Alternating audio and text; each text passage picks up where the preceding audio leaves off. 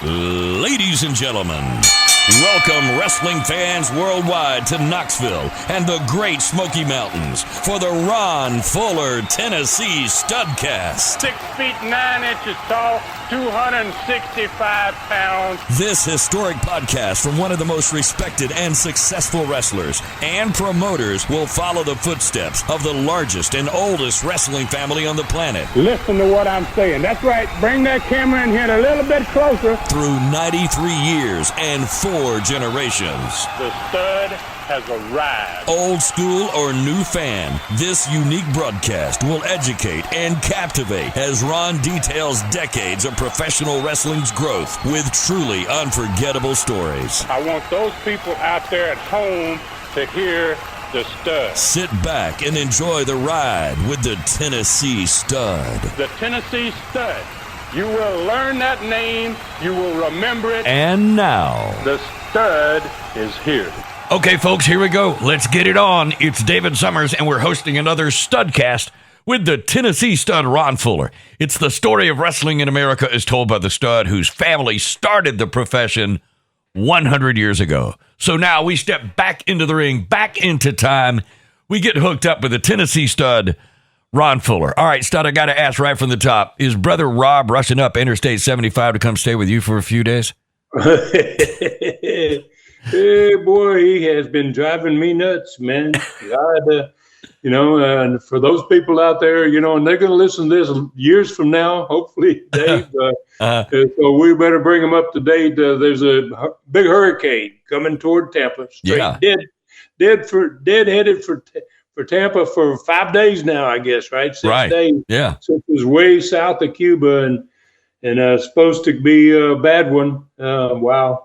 And so my brother, he lives in a mobile home, and it's a nice mobile home. And, he's been kind of freaking out a little bit. And so we've been talking back and forth, but just tonight, about an hour or so ago, they kind of changed that model, and they ran it just a little south of where his home is rather than dead right on it. And he thinks it's going to go a little bit further south. He's already done his research, man. Yeah, he said, "Hey, there's a cold front coming, and it's going to push her south." And a lot of that's, I think, wishful thinking, but he's planning on hanging in there, man. Well, and I think we talked about this earlier. He's a few miles from the coastline, right? Yeah, he's about a good 6 or 8 miles off the coastline. Yeah, and he sits kind of up on a hill on a high ground. So, I don't know that the floods are going to be his problem. It just depends on the winds and that type of stuff. But, this has been a saga for him, man. And, Rob's kind of, he's always a little bit worried and concerned about everything. Ron, what am I going to do? What am I going to do? So this has been kind of fun in a way, and I've been praying for him, and obviously he's been doing a lot of praying. And good Lord, maybe gonna come down on his side here. I think he's gonna take a little further south. I think he's gonna be. It's not the first time for Rob, but I understand the anxiety that anybody's gonna go through when you got something that massive that's headed towards you. So anyway, we're gonna hope for the best for everybody in the Tampa Bay area because that's a lot of folks. I got a lot of kin folks there. Of course, you spent a tremendous amount of time there. And so anyway, we'll keep those folks in our thoughts and prayers. Hey, I got to tell you, Stud, as we get going, I am fired up for this Studcast. Late September 1978, the NWA World Champion Harley Race invaded Southeastern Wrestling. This time, for the first time, he would be defending his 10 pounds of gold in 2 Southeastern territories, not just 1, 2.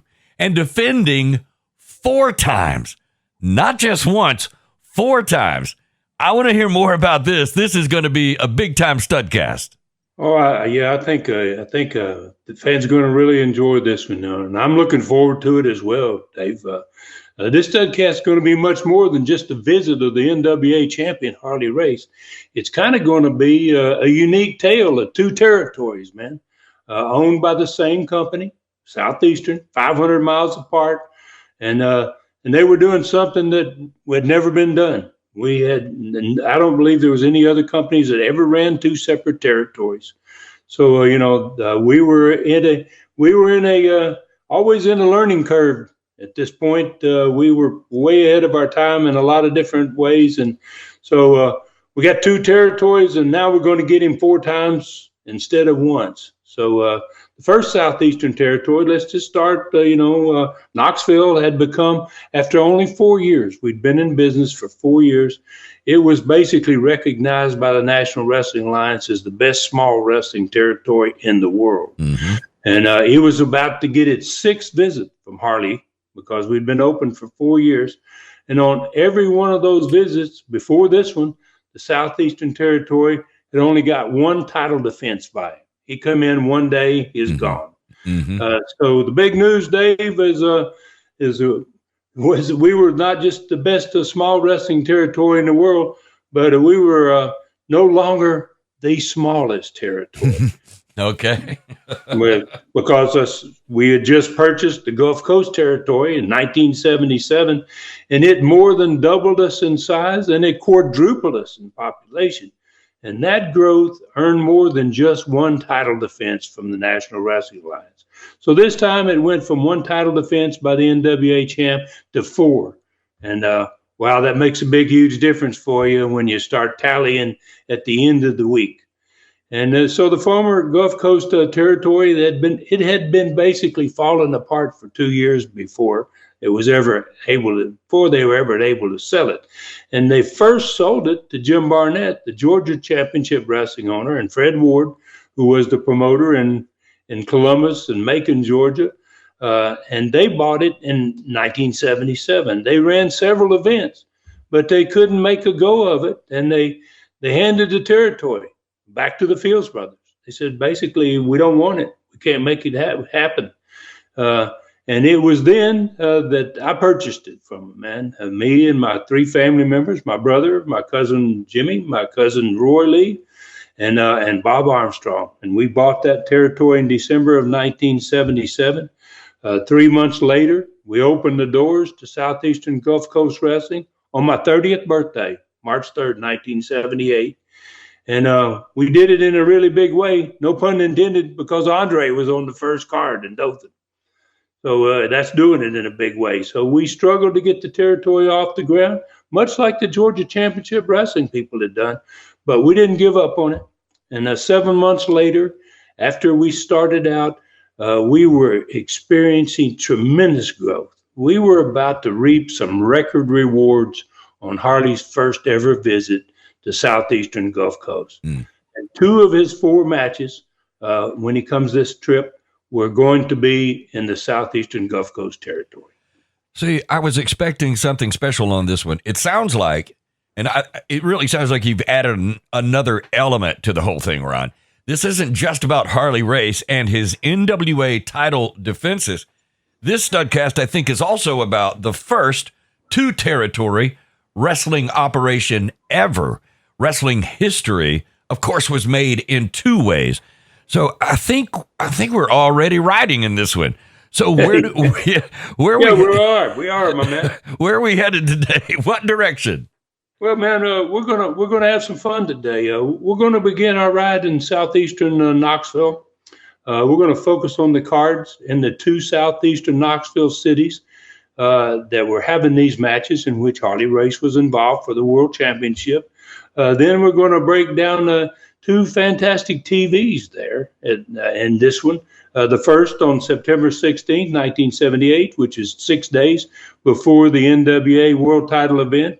And then we're going to touch on the next TV, which is going to be the following week's TV, because Harley's going to be there on Friday, Saturday, Sunday. He's going to be in Pensacola. Monday and Tuesday, he's going to be in the Southern Territory. So we're going to, on that Saturday, Harley's going to actually wrestle on TV. Not just be there, he's going to wrestle on it. And he was going to defend his belt on Saturday night. The night after he wrestled in Knoxville, he's going to be in Hazard, Kentucky. And the big building they had up there, thank goodness it was a big building. And we'll give the results of both of those shows, and we'll talk about the attendances for both of them. And Then we're going to take a ride, man, southeastern Gulf Coast, going south for Harley's first trip there. And we'll look at the cards for both the Montgomery and Mobile, Alabama shows. We'll discuss the great TV there. And wow, it's a big one. The results of those two events and the attendance of both. And if we have time at the end of this Studcast, I'm going to break down the business end of these 4 Harley race nights. Give people the gross houses. Give Harley and his opponents payoffs. What that amounts come up to, and in today's money. Well, I know a lot of fans love it when you talk payoffs, profits, and stuff like that. I think that's pretty fascinating, too. So were you going to add some matches to these big cards from the other territory, like you did in Dothan, on the last Studcast? So I guess I'm asking, what is the card for Knoxville, Tennessee, Friday, September 22nd, 1978, Knoxville Coliseum? Well, I am going to add a couple of things to it because some of the stars that had been in Knoxville for years had just recently, within weeks, moved into the southeastern Gulf Coast territory.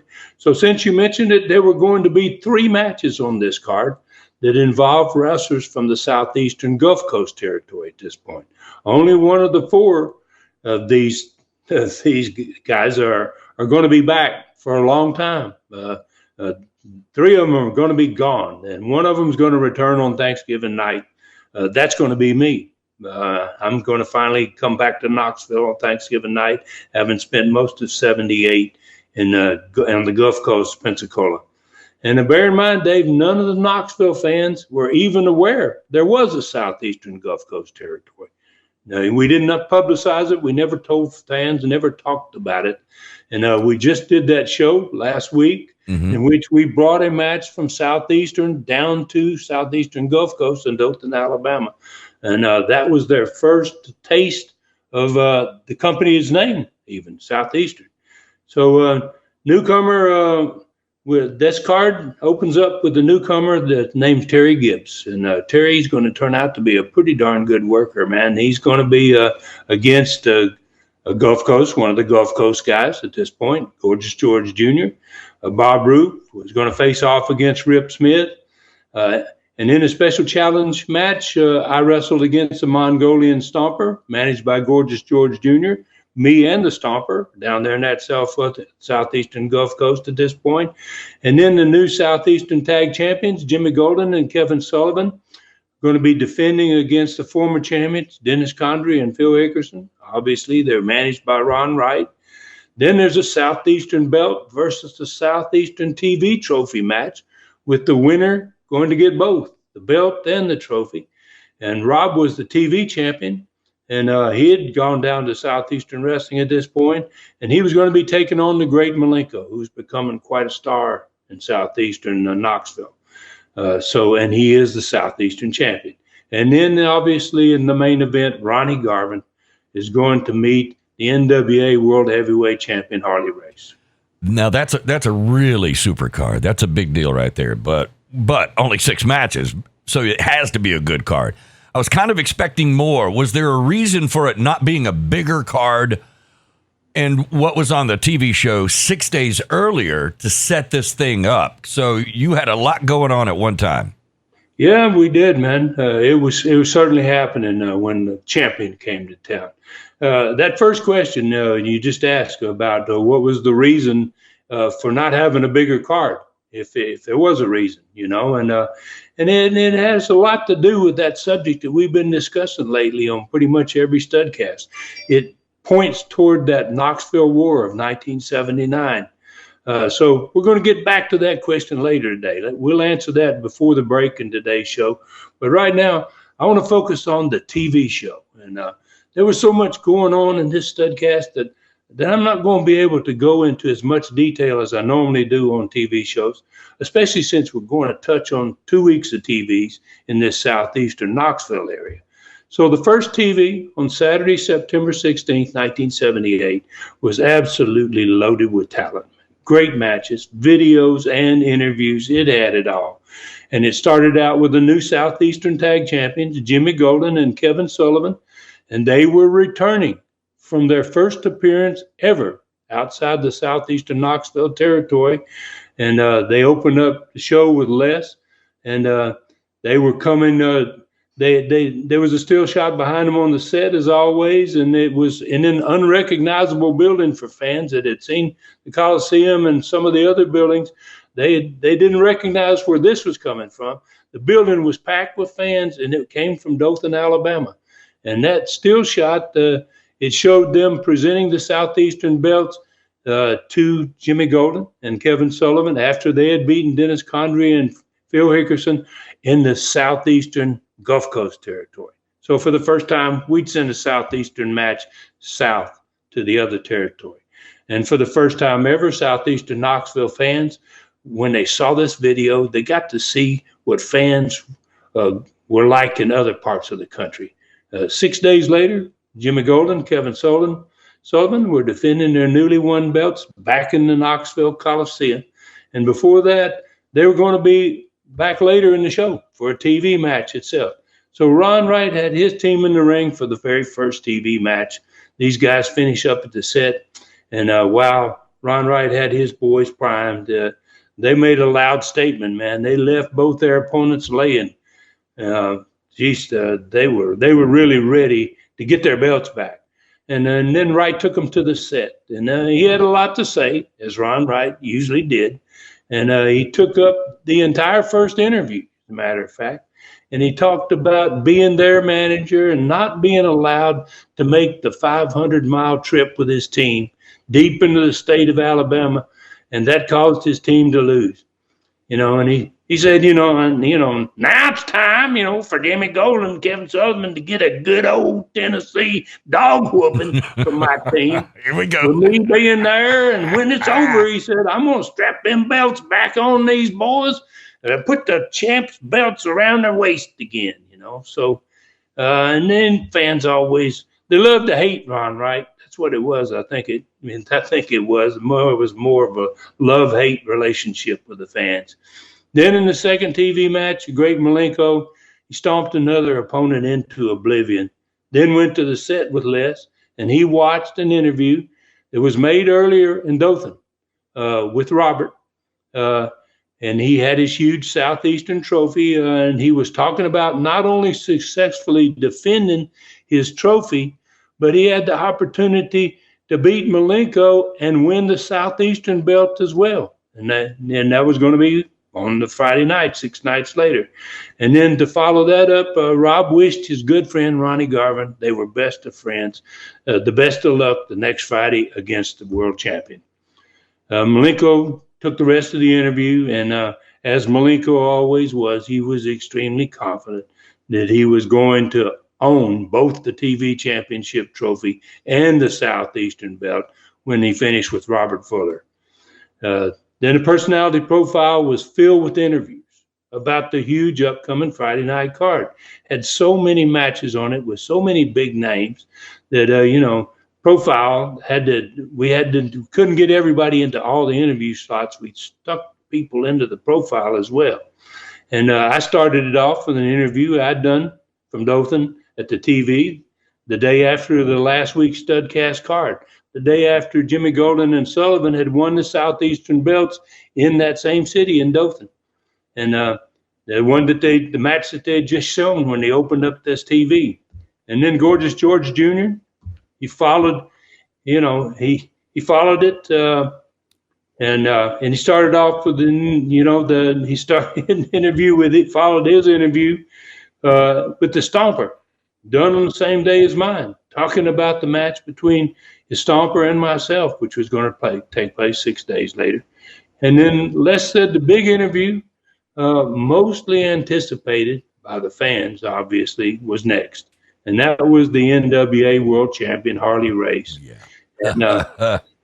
And this one, you'd love this one, Dave. He had done it the week before from his boat on the Lake of the Ozarks in Missouri. Are you kidding? Wow. Yeah. Right out there in his boat, man. And he had a day off, and he wanted to talk about who he was going to wrestle in Southeastern. Yeah. So Les said, as best he could remember, that our boy Harley bragged about how good it was to be the real champion and how he was on top of the wrestling world and he was absolutely unbeatable and how he was very familiar with the Canadian Ronnie Garvin, that this was Garvin's first and probably last chance at his 10 pounds of gold. And then he talked about how people living in Tennessee, especially those on the eastern side of the state, and he said something about it being that deprived part of America known as the Appalachians. You know, he said, I hear they love that Canadian there, you know. And then he says he heard that they called them Fist of Stone and the One Man Gang. And so then he said something about, you know, that it was time for the Canadian and all his fans to find out what a real man was all about. That his fist of stones was going to become a fist of broken bones. And his one-man gang was about to end with a big bang. It didn't make much difference to him whether they came from Canada, Australia, Europe, Russia, because he was the baddest man on God's green earth. Dude. All right, listen. What always amazes me in every story that you tell about Harley Race is how he puts his opponent over, how he puts the town that he's going to over. And it's absolutely amazing. It's not always about him. And he really he just adds to it so well. That's just amazing. Listen, I don't know how many others out there love these Harley Race interviews like I do, but dude, it's so cool to hear them recreated like this. This TV was really great so far. So, I mean, how do you end it? What's next? Well, it was time for Jimmy Golden and Kevin Sullivan tag match on this TV, and fans were obviously happy to have them home, and they showed it. The boys wore their belts in there. They had just won the belts, even though they won them in the state of Alabama rather than Tennessee, and they barely the fans were so into it they barely sat down during the whole tag match. Les said, and they were wrestling against Ted Allen and Tony Peters, pretty good guys for competition. And then Jim and Kevin took the entire third interview to promote fans, to promise the fans that they were not going to be beaten in this big, huge championship card the following Friday night. Ronnie Garvin closed out the show by, oh, wow. Les told me, he said, he pulverized everybody, but he says this was just, he said, I felt so sorry for the guy. And he said Ronnie was trying to prove he was ready to win the NWA world title. And he said he made the last interview and he was pretty angry about what Harley Race had said about him earlier. He put him over, but then he kind of knocked him at the very end. So Les said he focused on being Canadian, and the fact that no Canadian, other than only one, Gene Koninsky, had ever won the NWA world title. And then Ronnie said, I'm going to change wrestling history next Friday night. I'm going to be the second Canadian to be world champion. Wow. I'd say that TV show certainly set up the next Friday night for sure. So let's talk about the Knoxville Coliseum. What happens there? Well, Terry Gibbs beat Gorgeous George Jr., Rip Smith won his match over Bob Roop, but it was by disqualification. Roop did something really horrible to him, the referee had no choice. And I won the match against the Mongolian Stomper. Then Jimmy Golden and Kevin Sullivan, they lost the Southeastern tag belts back to Dennis Condrey and Phil Hickerson. But it wasn't Ron Wright's interference that made it happen.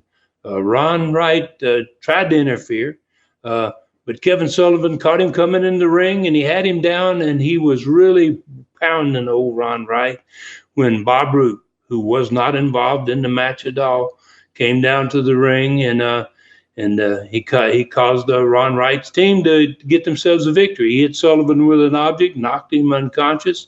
Dennis Condrey pinned Kevin, and that was it. The belts went back to Condrey and Hickerson. Then the great Malenko won the match, and the Southeastern TV trophy for my brother Rob, and he kept his Southeastern belt as well. So he's carrying all the hardware, man. At this point, the NWA World Title match between Harley Race and Ronnie Garvin ended in a 60-minute time limit draw. Wow. And I watched this match. Wow, it was so good. My gosh, Harley was just phenomenal. Didn't make any difference who he was wrestling. Ronnie Garvin was a grinder, man. And this 60-minute match, everyone in the building was on their feet for the last 5 minutes. I mean, at the 5-minute mark, always the announcer would go 5 minutes left in the match. These people, half of them were on their feet, the other half stood up. They never sat down the last 5 minutes of that match. Wow. And the fans, and I've been in that crowd before, the fans are exhausted when this 60 minutes is up. Listen, I think you said earlier that the next day after this world title event, Harley was going to wrestle on TV, and that night in Kentucky again for the title. Correct. And Harley was an all-business champion, man, especially if you had ideas that were going to enhance the crowd when he came back the next time. And I had a great relationship with Harley. He loved to work for me. I paid him very, very well. I had a great idea for that return when he came back. And wow, we're going to get to that next week.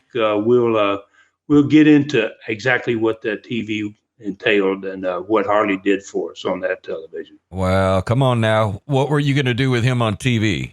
Come on. Well, it's a lot like it is with a lot of other things, Dave. It's got to come in time, and we're gonna give the answer to that one on the next Studcast. Yeah. But I will tell everybody about the rare NWA World Title defense in the state of Kentucky that night. Cool. I mean, Kentucky was a very strange place. Didn't have too many television stations. Didn't have too many big cities. They hardly ever had a world championship match. And this one in Hazard really was big time for them, and especially with Ronnie Garvin, who was really over tremendously. And Hazard, Kentucky was only about 140 miles north of Knoxville. The Knoxville TV stations signal didn't quite get all the way to Hazard, but we were on the local Hazard TV station. They had their own TV, and we'd had our television program there. And now we're bringing a world championship match there. And so we booked the same card as Knoxville the night before. Well, we changed the first match from the Gibbs versus Gigi to Terry Gibbs versus Ted Allen. And then we took my match with the Stomper off the card entirely. We took Robert out of the Southeastern title match with Malenko. And we replaced Rob with Tommy Rich, who happened to be a heavy-duty dude at that point in time, 1978, and left that as a title match. So it was a championship match between Malenko and Tommy Rich. It was a 5-match card instead of 6. And the biggest change in the finishes was Harley got disqualified. They did not have a 60-minute, what I used to call Broadway, man. One of those matches that just really, really took it out of you. Harley, Garvin had him going, and Harley's in the backed up into the turnbuckle, and Garvin's up there pounding him, and Harley just dumped him right over the ropes. So, and got himself disqualified, but he got Garvin's hand raised, and boy, it left the fans happy, Gosh, it was a huge crowd. It was 5,000 people in a town that probably only had 8,000 people in the whole city. Wow. Yeah. Well, I got to ask you, too, it had to be pretty exciting for Ronnie Garvin to wrestle these 2 matches against Harley Race. He had to feel really special at that point about his status in the company. Oh, yeah. He was special. He was a special talent, man. And years later, when he goes into North Carolina, he's going to win that world belt again. He's going to take it off of Flair. Wow. Yeah. So, he was a bona fide talent. And, he was really proud, and he worked that way in the ring. I would have loved to seen those two matches that those two had. That's awesome. All right, so let's talk about attendance in both cities, the gross houses and payoffs for Harley and Garvin. I love when you tell about how you and Harley meet privately in the dressing room after the show. Yeah, Knoxville had the first 4 rows of ringside for this event in Knoxville were all the golden circles. So each one of those tickets for the first 4 rows of ringside were $10 each. We had the maximum capacity seating that we had done since that match in 1977, where me and Harley set the all-time record there. We kept that same seating arrangement. The tickets prices were just a shade lower on ringside for this one than they were for that one in April of 1977. But the average ticket price was about $6 a ticket. Mm-hmm. The attendance was 5,950. Wow. They said that this Coliseum only seated about 5,500 for wrestling, but somehow they got 5,950 in there. And the gross house was $38,000. Harley got paid $3,000. Wow. And Ronnie Garvin got paid $900. Wow. And I went to pay Harley. But in this trip, it was a little bit different because he was going to be there 4 times rather than 1. Mm-hmm. I paid him the first night, and I didn't pay him again until the last night when he finishes up in Alabama. So he got his first $3,000 of this trip, and then Garvin got $900.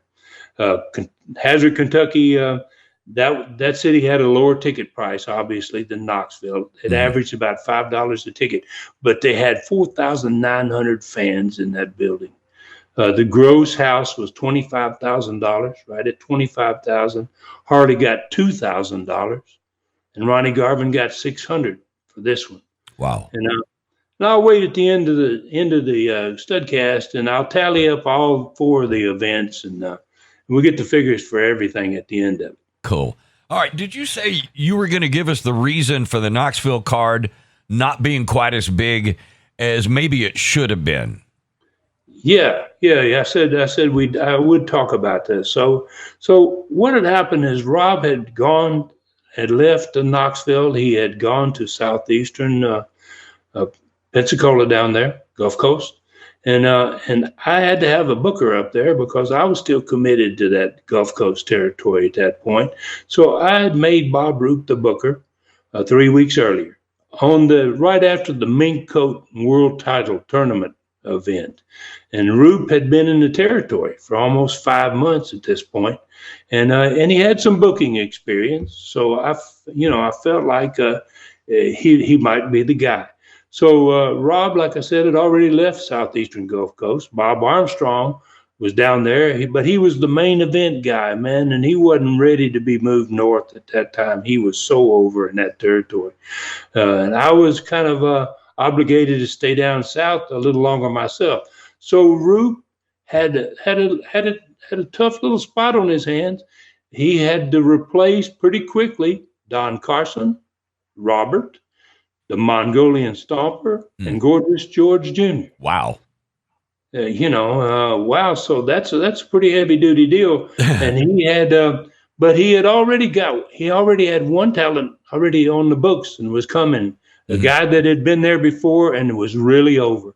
Tora Tanaka was coming back, returning to Knoxville. But the other names he had mentioned to me were not nearly as strong as Tanaka.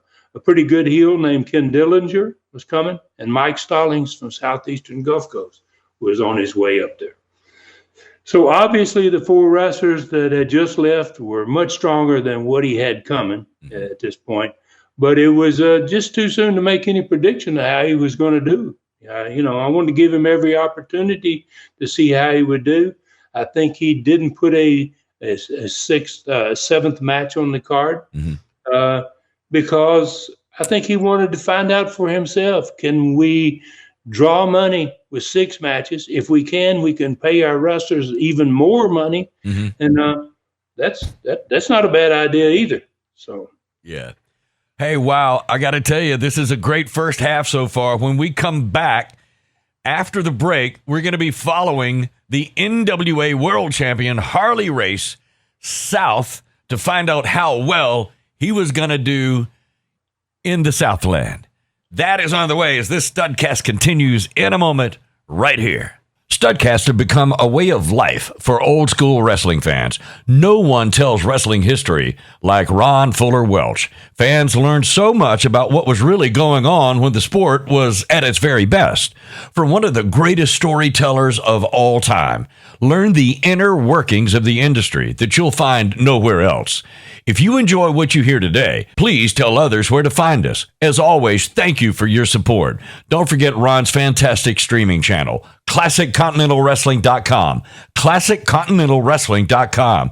You not only hear about what he's done, but you also see it as well. Southeastern, Continental, and USA TV shows, stud stories, stars of the sport, and superstars of the past series, and so much more. For the complete experience, visit and subscribe for only $4.99 per month or $39.99 per year.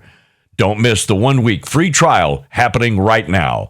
ClassicContinentalWrestling.com. Okay, Studcast fans, welcome back in episode number 269. Both territories got Harley Race. That's what this episode is called. All right, Stud, so I think we're going to be riding south from here. Yes, sir. We're going in the southeastern Gulf Coast, and Harley's going to be making his first appearance in that territory. And Harley and I had many conversations already about what I was doing with my two-territory operation. Harley, other than being a great wrestler, he was a student of the game. He had been a booker. He was a part owner with Bob Geigel of the Kansas City territory. He was looking forward to finding out what was going to happen down there. You know, he was just as excited about it as I was. So let's start this second half of the Studcast with the cards for the two southeastern Gulf Coast cities, Montgomery and Mobile, Alabama, that were getting the NWA championship matches. That because they were on a Monday and a Tuesday, that was the Mobile and the Montgomery days. We obviously wanted to run our same towns on these days, the regular days, just to add them a better card. So they were almost 200 miles apart. Basically, Mobile, south of Montgomery, down Interstate 65. And because we'd only been in business at this point for about 6 months, we felt that very few fans, if any, were going to go from Mobile to Montgomery or vice versa. So each city had its own TV, and the overlap of the two stations wasn't very much. So therefore, we decided to run the same card in both cities. But make sure to change the finishes just in case some fans did travel to both the shows.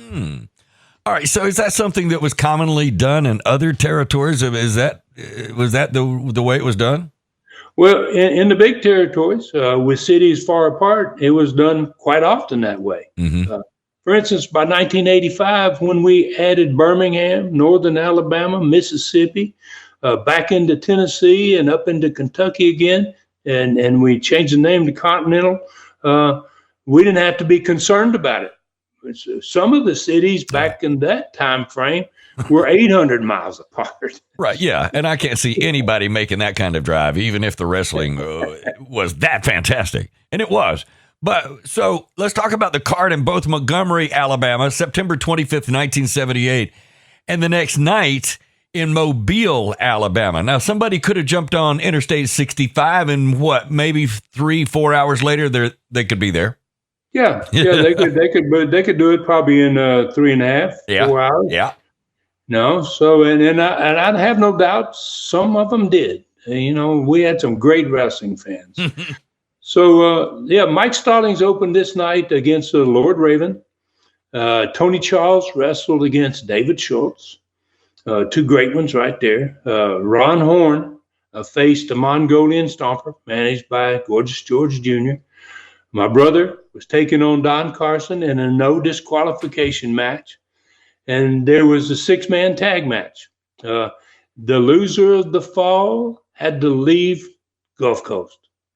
So, you know, a lot at stake in this one. Ricky and Robert Gibson and Charlie Cook against the Assassins and Billy Spears, who was going to be in the ring actually wrestling in that match. Really, it was the one likely to leave and not be able to keep from getting beat. So, a very interesting match there, that 6-man tag. And then there was a Gulf Coast Championship match with me defending against the hometown Montgomery hero that they hadn't seen in many years, Jimmy Golden. And then there was the NWA World Championship on top of all that, Harley Race facing off against Bob Armstrong. And Jimmy Golden was a good-looking young man back then. Oh, yeah. Yeah. Wow, they loved him, and he spent most of his young life in Montgomery, Alabama. Yeah. So they knew him very well there. Oh, my God. That's why I wanted to put him on that card. So we got to put Jimmy on this card. Yeah. So there I'm bringing somebody from the Northern Territory south. Yeah. He enjoyed walking to the ring better than anybody. All right. Really, that's one of the best cards I've ever seen. 4 great opening matches, a loser of the fall leaves, 6-man tag, a Gulf Coast title match, and the NWA World title match. So what was on the TV that set this incredible card up? Well, first of all, the Stomper and Gigi we were up there basically on Friday night, and we all had to go back to Dothan for TV for Saturday. So the Stomper and Gigi had to get in their car and drive from Knoxville, basically close to 500 miles south down there to Dothan. Robert and I had to get in my car, and we drove basically pretty much most of all night to get back down to Dothan so we could be on the TV there the next day, because we're going to be plugging the upcoming other big World Championship matches. Mm-hmm. So the Southeastern Gulf Coast TV was going to be absolutely loaded that day. So since there was no Gordon Soley anymore, we started to occasionally put guests on there with Charlie Platt. And on this show, I was the host with Charlie, supposed to be there for the entire show. And he welcomed me on the opening, and I had the Gulf Coast belt in front of me, sitting at the set with him. And when I began the show, and I began it obviously by bragging about having the belt for a record length of time now as the champion. And as every other great champion, I said, I'm going to be defending it on all these big world championship cards coming to this part of the country. So Charlie covered David Schultz having made some recent challenges in the arenas to TV champion Tony Charles to defend his trophy against him on TV. He wanted to wrestle Tony Charles for the TV trophy this program. But the Gulf Coast officials wasn't going to allow it because they didn't think it was time yet for Tony to have to defend his title. And they said what they would do. David Schultz said what they would do is they'll let you wrestle Tony Charles in every building. So Schultz, I don't think it's really what he wanted. He's not going to get any hardware for it, but he took it. So they were going to be on these cards that were coming up before considering the giving him another TV trophy match. Then we jumped right into this loaded show, man. As the ring announcer, he introduced the one wrestler was already in the ring. We used to do that a lot there in the Dothan show. One of the wrestlers would go to the ring.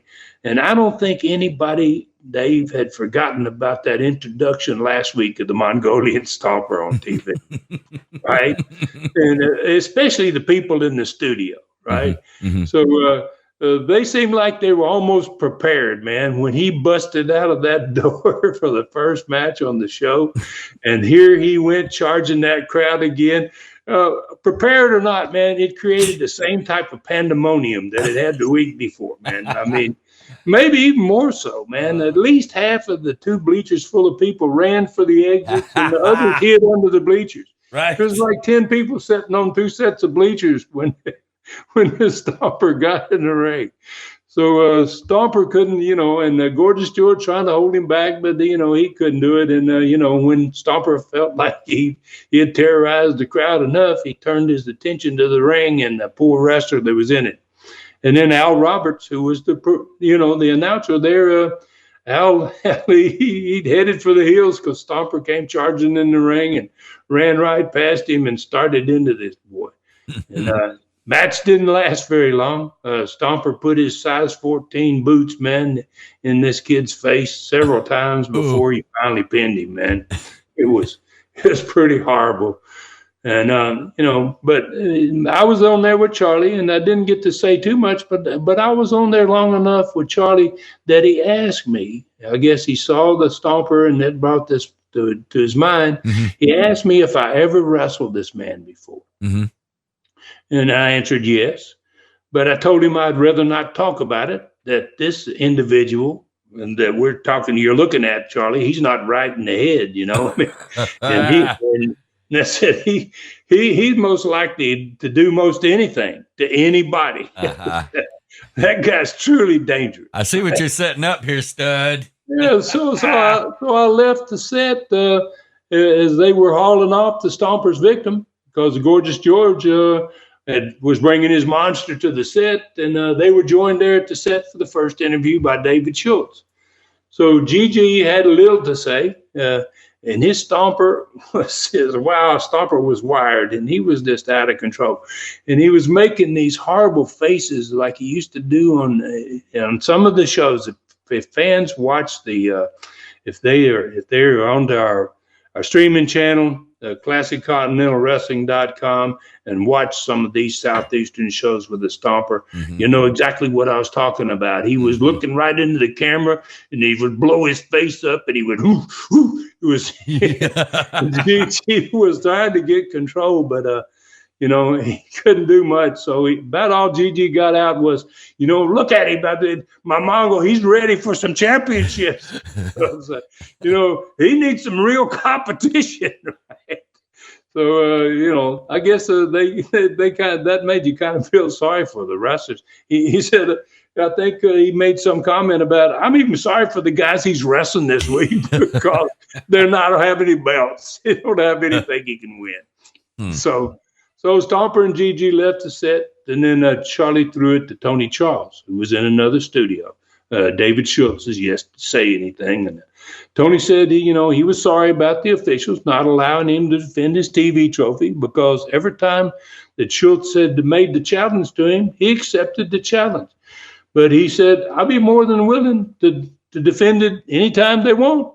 I'm not trying to dodge anybody, basically. So then Dr. D said, he was tired of beating up Tony Charles every week and getting nothing to show for it. He said, I'm tired of this. I beat him up every week, and I'd never get nothing for it, And then he said, obviously, whoever's making the decisions around here, they don't want me to be their TV champion. And that fact, he says, is going to be a real bad deal for Tony Charles because I'm going to hurt him bad. David Schultz was a character, man. Wow. He made some great interviews. That's how you start a TV show right there, terrorizing the studio audience right off the bat. That had to get everybody's attention. All right, so what was next? Well, since nobody in the Gulf Coast part of the country was familiar with me and Rob, it was kind of time to lay a little foundation for the differences between the two Fuller brothers. And so I went back to the set, and the bald-headed man with the black glove, Don Carson, who had only been there 3 weeks, he was the next guy in the ring. So Charlie Platt, opened the conversation immediately by asking me the same question he'd asked me in the first match about the Stomper. He asked me if I'd ever wrestled Don Carson and before. And then, but before I got an opportunity to answer it, Rob came to the set. Now, he was going to be wrestling Carson in an ODQ match on these 2 World Championship cards later in the week. So when he came, he had a reason to be there, and there was a pretty good reason. So as soon as he arrived, I told Charlie I wasn't going to be associated with my brother, and he could have my seat at the set, but that's all he could have of mine. And then I stormed off the set. So while Don Carson was dealing with his opponent in the ring, Rob was dealing with Charlie Platt's questions about his and my relationship. And match went on for a little bit. And And I'm sure some fans, maybe fans all over the world, had rarely seen two brothers that didn't stand up for each other, and it had to be a big question mark for all the fans out there watching. Like, what in the heck is going on with these two guys? And that made it kind of intriguing, and maybe, it also made it maybe a never before done angle where two brothers didn't get along. And so Charlie asked Rob, very good question. He says, why are two brothers, sons of one of the most famous stars in Gulf Coast wrestling history, your father, Buddy Fuller, exact opposites? So Rob told him, he said, Charlie, it hasn't always been that way. He said that one other time in Ron's career, he decided to take some shortcuts, and that guys like Don Carson up in the ring now, kind of like that guy, and he says, actually, he said, he told the story. He said 4 years ago in Tennessee, Ron was willing to turn his back on his fans, on me, his brother, and even on my father to win the Southern Heavyweight Championship. So he said, I finally saw, he said, finally then, Ron kind of straightened out a little bit, and he saw the light, and he kind of found himself. But he says, we hadn't talked, he and I, in quite a while, and I had no idea, he said, when I started down here, that he had gone back to being the same nasty, arrogant wrestler that he was 4 years ago. He said, I didn't know this. This is what I was going to find. And then he said, but I really, he says, I want to thank the fans out here for accepting me in spite of what kind of man Ron is. Like, I'm a good guy. Thank gosh they like me, and Ron's going to do his own thing. So about that time in the conversation, Don Carson's finished his opponent. And obviously, he used his peanut butter back glove.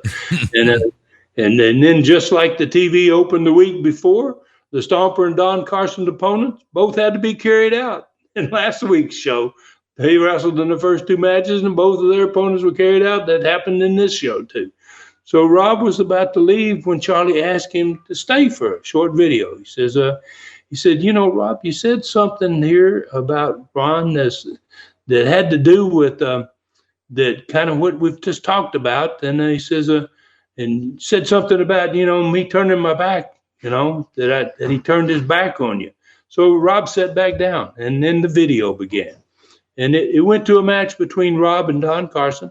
It showed Rob kicking Carson's butt, man, when Gorgeous George Jr. came down to help Carson. And then they were both working Carson over when the cameras got a shot of me. It was actually the match from the Friday before, and I stood there and didn't go to the ring. And I was standing in the back of the building and watching what was going on without lifting a hand to go help Rob. And you could hear the huge crowd, man, and it was a big crowd in the Farm Center, man, that night, 5,000 or so. And they were booing me and throwing things at me, and I finally turned and went back in the dressing room and just let them go ahead and beat my brother. So Rob hadn't seen this. He was like dumbfounded. And he said, Charlie, I've never seen this before. He goes, is that what he did last week while they were beating me up? He stood back there and watched it, and he did nothing to help me. And he told Charlie, he says, I don't know what to say about it. He goes, I think he sunk to the lowest level ever, in my opinion, man. And then he got really kind of touched by it. He got little tears in his eyes, and he got up and left the set. Wow, that's a pretty powerful video right there, especially with Robert going up against Don Carson again all week in no disqualification matches. So, all right, so what about the next interview? Well, Don Carson and Robert were both on it. Carson was at the set, and he went first, and he was extremely happy to see the video. And then he said now, he didn't have to be worried now about Robert's brother getting involved, and he invited the Gorgeous George Jr. to come out of the dressing room. Come here, George. Come on out here, and they were high-fiving each other. And then he continued bragging that he was finally going to get his revenge for Robert Fuller, costing him to cut his hair and shave his head, and his brother ain't going to try to stop us, right? So Gigi, he got real all into it, man. And he says, Gigi brought up the fact, hey, it's a no DQ match, means you can do anything. And so can I. I can go down there too, and we can do all these nasty things to him and then beat him too. So then Charlie threw it over to Rob, who was in another studio. And Rob, obviously, in these interviews like this, you could hear what the other guy says. And so Rob's head was kind of down, man. And you could see, so was his attitude, but he did say, it really didn't matter who else got involved against him in this upcoming match, that Don Carson was going to show up at ringside alone. That's for sure. And then before anybody else could get to the ring, he said, I'm going to add a broken leg to Don Carson's bald head. All right. That's some serious stuff right there, stud. This match just became a lot more important, it seems like. All right, so what about the personality profile after all of this? Well, Charlie was set, on the set by himself, prepared to show an interview from Harley Race. But first, because there were two territories, he showed an actual world title match from Knoxville, Tennessee, from June of 1977 with Bob Armstrong against Harley Race. Wow, it's beautiful to have that kind of stuff, man. We had saved that. And, so it was a phenomenal way to give fans an idea of what they're about to see a few days later. It was about 3 minutes of the end of the match. There was 5,000, close to 6,000 fans packing the Chilhowie Park Amphitheater. And so Harley, we had talked to Harley about sending us an interview, and then we told him we're going to show this match, and here's what we're going to do. We're going to get to this point, and this is where we want you to start out with your interview. So Harley knew how we were going to present the interview that he was cutting, and he cut this interview in Tampa, Florida. And when he sent it to us, it tied that match and his interview together perfectly. The video showed Armstrong with Harley in a sleeper hold. Time was running out. And then they had seen about 3 or 4 minutes of it, and boom, there comes Harley. And then Harley suddenly appears live. He's on the screen. And he tells fans right off the bat, he says, y'all ought to not get too excited about what you just saw there. He says, very few men have ever gotten that close to beating me. And he says, it's never going to happen again. That he says, I am the undisputed NWA World Heavyweight Champion, best of all time, and wrestled the finest and best in all the sport every night. And then he says, as you talked about earlier, Dave, you're going to love this. He said he had beaten them all. And he said, and Bob Armstrong is certainly one of the best. Wow. He said, he's as strong as an ox. He said, he's been trained in the Marines. He saved lives as a fireman. He said he was even the National Wrestling Alliance Rookie of the Year in 1965. Wow. Yeah.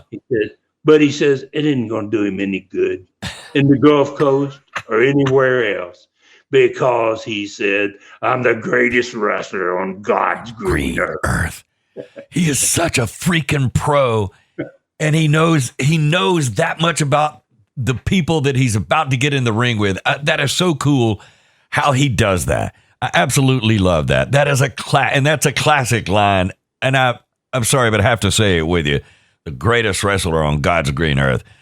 All right, that's so cool. All right, so how do you follow that, stud? Well, like this, Dave.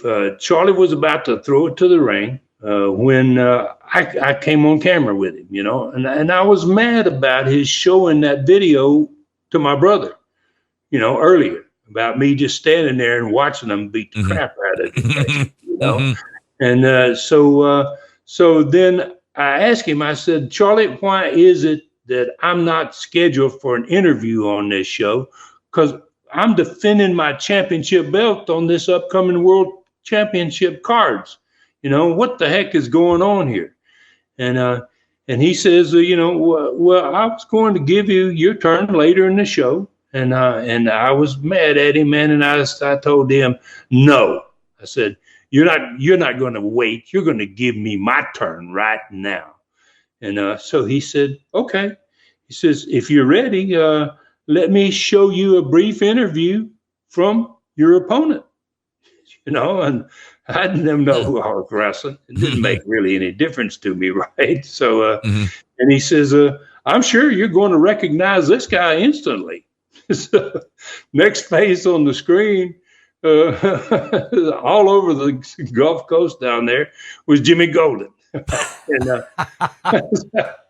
And he wasn't, obviously, he'd not been in that Gulf Coast area very much. So he wasn't recognized by everybody, but he was definitely going to be a future star in the Gulf Coast, I can tell you that. But he was extremely recognizable to everybody sitting in that Montgomery, watching that Montgomery TV. All of those fans, I can hear them right now screaming, oh, Jimmy Golden's going to wrestle Ron Fuller. He had started his wrestling career here, back there in Montgomery, and he was an instant star there. So I went crazy on Charlie, man. I started screaming, who's responsible for this joke, man? I go, that's my cousin. That's Jimmy Golden. He wrestled here in Alabama recently. Him and Kevin Sullivan just won the Southeastern tag belts last week. I told him I can't wrestle against my father's sister's son for the Gulf Coast Championship because I said, I'm used to hurting people, but not my own flesh and blood. So Charlie said, and he was really right, and he says, I have a hard time believing that, Ron. After the video we just showed of you standing and watching your brother get beat up by two men, and you left him. And I flipped out. I went for him, and I started to grab him, and Rob had come out, and he stepped in behind me, and he grabbed me around the waist, and I kind of shook him off my back, and I turned, I saw who it was, and I just left the set. I went back to the dressing room. So Charlie was pretty shaken after the incident, and he was about to throw it to the ring announcer, and he's going to get another surprise because Billy Spears and his assassins come to the set, and they surprised Charlie, and they were asking, and they didn't even tell Charlie that they had talked to Wayne Register early, and they wanted to. He said, Charlie, we're going to run an unscheduled video here, and they showed a video in which Charlie Cook was watching a tag match between the Assassins and the Gibson brothers, and he saw Spears interfere, and he came down to ringside, and Cook chased Billy Spears all around the ring, and that caused one of Spears' assassins to get drop kicked. He was paying attention to what was going on the outside, and he got beaten by Ricky Gibson, and his team lost their tag belts. So Spears now is very upset, and he said he had asked the Gulf Coast officials to put a stop to all the interference with him and his team, and to put him in the ring with his men against the two Gibsons, the Gibson Punks, he called them, and Charlie Cook. And he says, what I want to do, and they've agreed to it, is the loser of the fall in this six-man leaves the Gulf Coast. Oh, all right. You were right, Ron. So the show really was loaded. So, all right, what did you follow the video with? Well, it was a six-man tag. I put Ricky and Robert Gibson and Charlie Cook in the ring. And, wow, it was an action-packed match, man. And they ended up, getting a big win. The Gibsons were now the tag champions, and Charlie Cook is going to be their partner. And there's a lot at stake in that particular match. Then they got ready to have the end of the show, and who better to end the show with other than old Mr. Goody Two-Shoes, man. Here comes Bob Armstrong. He closed it out, man. Another sleeper win. Great interview. All pointed directly toward Harley Race and the NWA World Title. Now, that's a good TV show right there. All right, what about the result of the two world title cards in Montgomery and Mobile, Alabama? Okay, Mike Stallings won his match over Lord Raven, who had turned out not to be such a good wrestler, and I think that might have been in one of his last matches. Tony Charles and David Schultz, they wrestled to a 20-minute time limit draw. Great match, as they all were with those two guys. Mongolian Stomper, managed by Gorgeous George Jr., demolished this guy named Ron Horn that I wanted to take a look at. And Ron Horn, I don't think ever wanted to wrestle Stomper again or anybody else. So that was the end of him. Then Robert Fuller and Don Carson had that no DQ match in Montgomery, and it ended with Robert getting a win. And I didn't go out and watch any part of it. Okay. But then that same match, now we had the same card basically in Mobile. But in Mobile, I went and watched it, the same match in Mobile, and it was altogether different. I watched it. I watched the whole thing. Gorgeous George Jr. came down to the ring with Don Carson. At the end of the match, he got involved in the match. Already Carson had hit Rob with the loaded glove, and Rob was bleeding pretty badly. And then Gorgeous George Jr. gets in there, and it appears, Rob's fighting them back, both of them by himself. And it appears he was going to win the match, man. In fact, of all that, and then here comes the Stomper added to the mix. And so now I'm standing back there in the back of the building, and it's 3-on-1. 2-on-1's pretty bad, but 3-on-1, and then everybody in the building was on their feet, and the crowd kind of surrounded me, man, and they almost started pushing me toward the ring, like go up there and help him go up. And finally, I said, okay, here I go, and I took off, man. I ran down to the ring, and wow, that building exploded, and I started cleaning house, man. And pretty soon old Rob got up on his feet and he joined in with me, and all three of those heels were gone to the dressing room, and this left me and Rob standing in the middle of the ring alone, face to face. Wow. And I thought there was no way the crowd could get any louder than it had been when I went to the ring, but I was wrong. Wow. We looked at each other, and then we grabbed each other, hugged, and I raised his hand, and that building exploded, man. It was goosebump time, Dave. Dude, I can't imagine. Absolutely. I bet it was, no doubt. How did something like that feel? What was that like?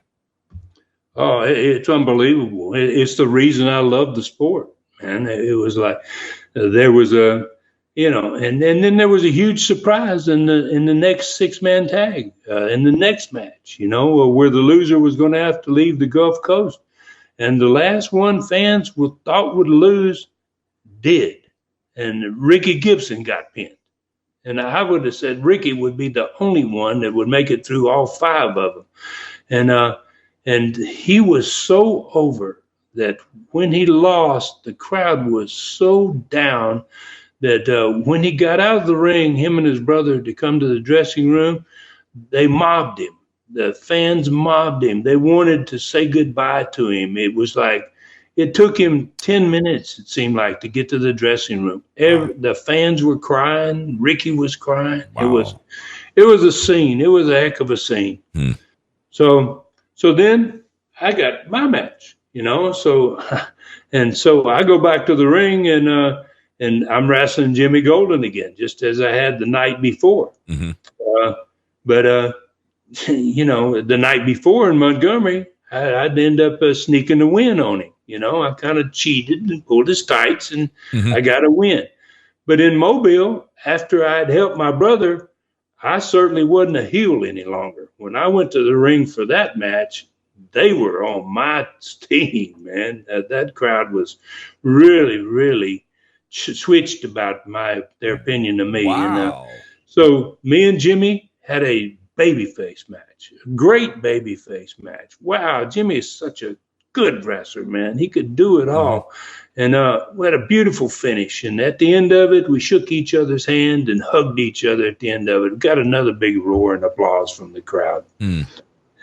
Then Harley Race and Bob Armstrong did the same thing in both the buildings. They wrestled extremely hard, back to back, 60-minute time limit draws, 2 nights in a row. Both nights, the crowd gave them a standing ovation at the end of the match, man.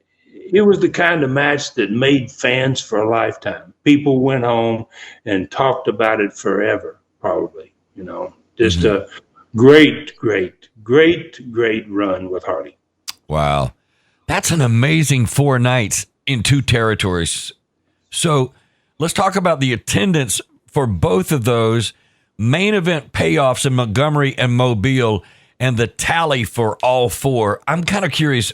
Personally, I want to see how much you're talking 4 nights. I'm curious how much Harley took home in 4 nights in 1978. I'm interested in that. Go ahead. Okay. So Montgomery's beautiful downtown Civic Center. Wow, it was a beautiful building, brand new, man. We jacked it. We filled that sucker up. 5,000 fans. I don't know that they'd ever had 5,000 people in there.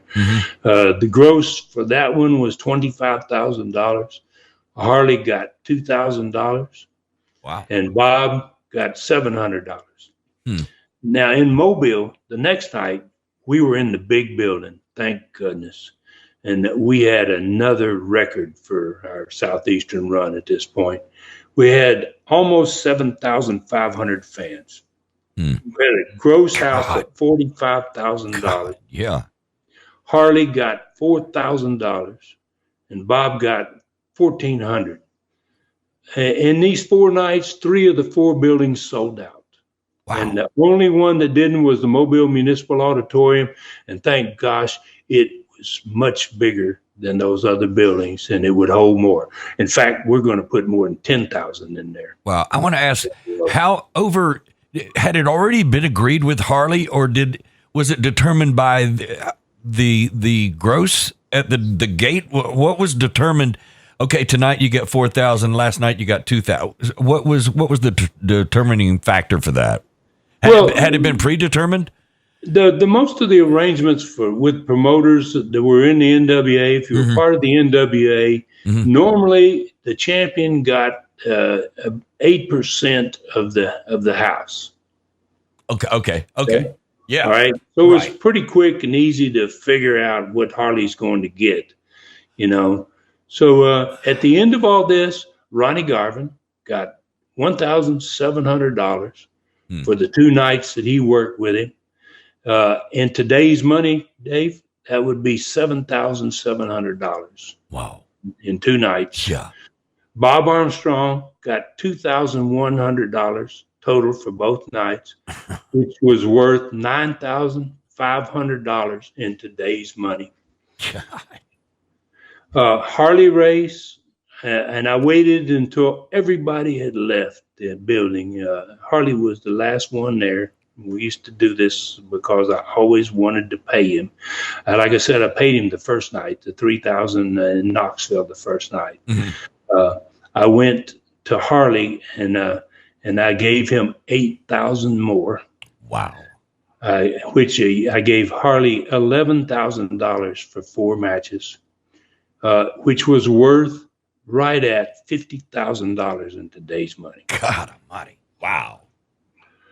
So, and then the total gross for those 4 shows was $133,000, which is like $590,000 in today's money. Good God. For 4 nights. No doubt. Wow. So was there a private conversation at the end? Surely you guys had a handshake and a hug, and what did Harley say? Harley said to me, he said, Ron, he goes, I always thought Knoxville was just an unbelievable town. And he says, your little territory, he goes, it's truly amazing. He goes, but I think, Ron, this is your gold mine. Wow. This one down here is your gold mine, Ron. Wow. and he made big money every time he came. That $11,000. He was very happy with that. He was, but I kept that thought. He really impressed me with the fact that he realized that wow, that there was something special in that city. Mobile had that 40,000 people when my dad in 1958 come in. So obviously it was a phenomenal wrestling city. And so to sum that up, you had Harley Race, if you would call him a consultant, the ultimate consultant who said, this is your money machine down here.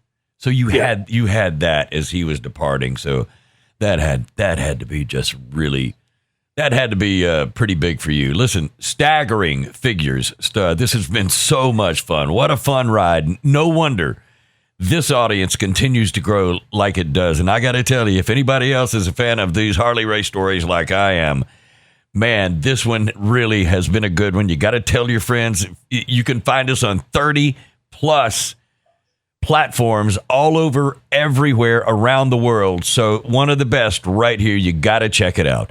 Listen, on Facebook, the Ron Fuller Welch Facebook page is full of friends. Can't get added on that page. To become friends with Ron, you can go to his Ron Fuller, the Tennessee Stud Facebook page. You can like him, follow him there, automatically become friends with a legend, a man who's interacted with Harley Race. Twitter, you follow him at Ron Fuller Welch. On the website, tnstud.com. tnstud.com. It's famous. Ron Fuller Welch has got everything there. Every Studcast ever done. 43 3-hour super Studcast. Every one of them right there. Legendary. Only $2.99 each for 3 full hours. Shop the Stud Store. All kinds of souvenirs. Personally autographed photos and items. T-shirts.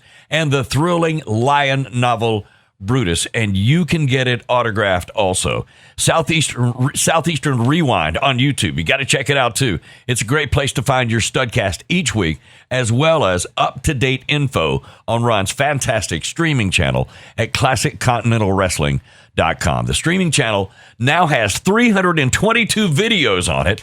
Brutus now has 8 great chapters. Ron's own audio version of Brutus with him doing 4 characters.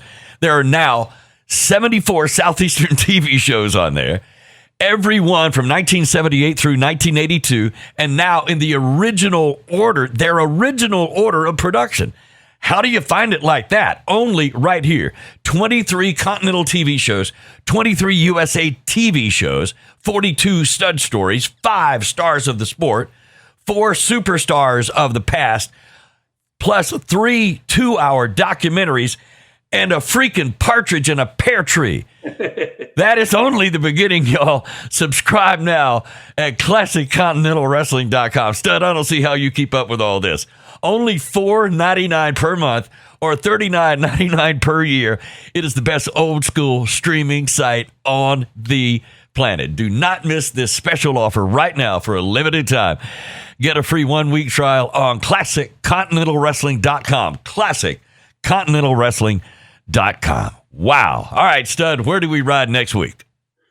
Well, we're going into another great card in southeastern Knoxville. This next one's going to feature the return of an all-time favorite there, Tora Tanaka, and also the arrival of a masked man. It's going to be known as the Destroyer. We're going to talk about the entire card, the TV promoting it, the results of the matches, and we'll give everybody the attendance. Then we're going to ride man south into the red-hot southeastern Gulf Coast territory. There's all kinds of changes on the cards down there. Ricky Gibson is gone, but I'll probably be replacing him, hopefully as a crowd favorite. Tony Charles and Bob Armstrong are going to become partners for the first time to go against Billy Spears' Assassin. We'll cover the TV there, another great Mobile card, the results and the attendance. And then hopefully, Dave, if we got the time, we'll do another learning tree question next week. Cool. Want to thank everybody for your support. Hope you all have enjoyed yourself today. And I hope you'll ride with us again next week. And please take care of yourselves and others. And may God bless us all. For Ron Fuller in the Great Smoky Mountains, I'm David Summers saying thank you for listening. Find me at davidsummersproductions@gmail.com. This Studcast is a David Summers production for Tennessee Stud, LLC. Thanks for joining us today for this historic Studcast. The true story continues next week. So full Nelson your friends and point them in our direction for another ride with the Tennessee Stud. 1, 2, 3. This is David Summers saying so long from the Great Smoky Mountains.